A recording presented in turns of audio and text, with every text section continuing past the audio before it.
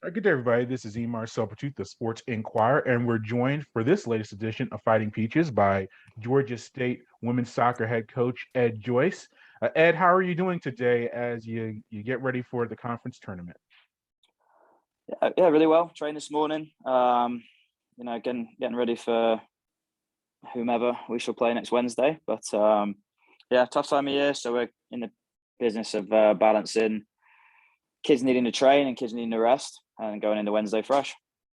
Yep, and we'll get to that matchup in the conference tournament a little bit later. But you did end the regular season on a 2-2 draw against Georgia Southern this past weekend.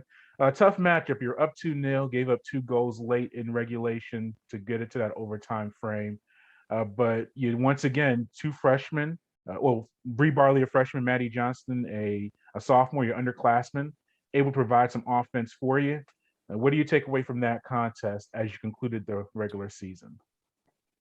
I don't think we played anywhere close to our capability in that game. To be honest, so I mean, to go 2-0 up, we should see a game out at that point and get 3 points. To be quite honest, and obviously let it slip late, which is frustrating. But we've chose to spin the positive. We've although we have conceded some late goals, we've also gone 7 overtime games. I think 6 of them have gone 20 minutes without conceding when the pressure's the highest. So obviously the issue isn't the ability to defend. I think the issue at this point is individual decisions and mistakes that we're remedying this week in training. Yeah, and I mentioned Bree because she's one of 3 players on the team that was named to the All Sun Belt Conference first team, most since 1999 for the program. So a very big year for you. But we'll start with Bree. 9 points on the season, 4 goals and an assist. Ranked second in the Sun Belt and top 34 or top 35 nationally in shot accuracy. A big season for her in her first year with the program. Massive. I mean, I think you look at both of them having 2 freshmen be first team all conferences is brilliant, regardless how long it's been since you've had 3. So Bree is integral to what we do. She works extremely hard. She's very athletic, and she's just honest. I know when I ask her to do something, she's doing it to the best of her ability. And I think the same can be said for Brooklyn. I think for both of them, we're seeing kind of just the tip of the iceberg in terms of what they're capable of here. We're really just happy for them to get the recognition that we felt they deserved over the course of the season. Yeah, and Brooklyn Fugel, she leads the team with 7 goals this season, top 10 in the conference in scoring. How big has that offensive push been for you? Because you never know. We know Maddie was coming back, and she's a big scorer for you from last year. But a lot of questions about where you were going to get your goals from, and having 2 freshmen come in and immediately contribute has been a big boost for you.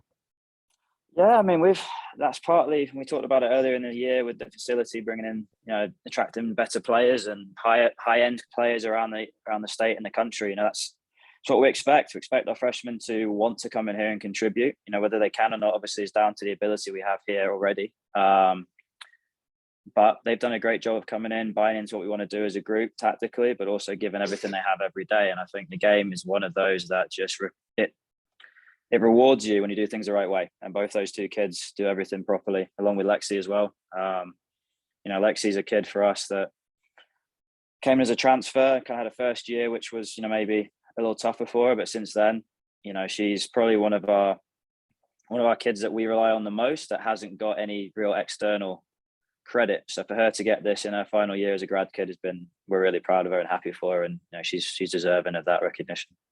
Yeah, we're speaking to Lexie later on this week for another edition of Fighting Peaches. So she will get some external recognition, at least from our end of things. Yeah, we like catching up with Lexie. We've spoken to her in the past. And yeah, what about her being a super senior, coming back for another year in the program?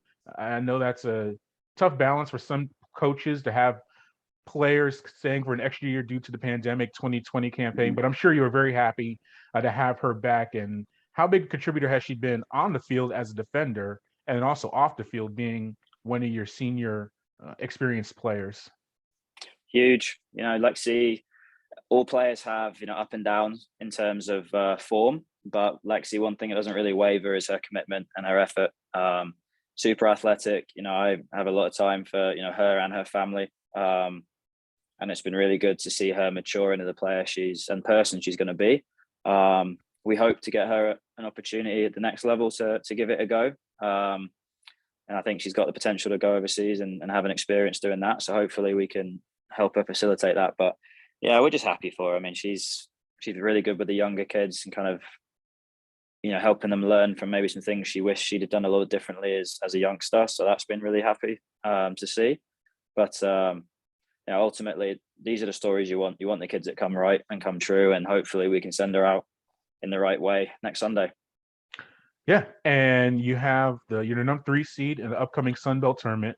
Before we get to your potential matchups, how's the team form right now, just overall? You're coming to the tournament with an unbeaten streak of 7 matches. As I mentioned, top 3, you get a first-round bye. How's the team rounding into form as you head into the tournament on a general perspective? I mean, we're scoring a lot of goals. There's no question about that. 37 goals, I think it is, in the matches we played this season. So, I mean, the attacking wise, I think we're a team that people are concerned about. Defensively, I think we're better than the last 3 matches have shown, to be honest. But, that's something that we have to remedy. So we're in good form. Kids are in good spirits, and we're excited to see what happens next week. Yeah, and we're not going to be able to speak before your quarterfinal matchup against either Texas State or Appalachian State. That matchup takes place on November 3rd. How do you prepare not only for this matchup but future matchups as far as the bracket goes? Do you focus on just Texas State and Appalachian State? Do you have coaches looking at the potential semifinal matchup? How do preparations go when you enter a conference tournament like this? One game at a time. I think for us, we're fortunate in that in our conference we play everybody, so we have a decent knowledge of Texas State and App State. We'll watch the game on Monday, but our focus is going to be on Wednesdays about us and what we do, and then we believe that we'll be in a good place, and then it's the next game after that. So one game at a time, knockout football. We lose, we're going home. So I think it's important that we put the focus on the next obstacle in front of us. Well, Ed, thank you for your time. We greatly appreciate it, and hopefully we'll catch up later on once the tournament starts out. I hope so. Thank you very much. All right. Thank you. All right, Ed, that's it. Appreciate the time. And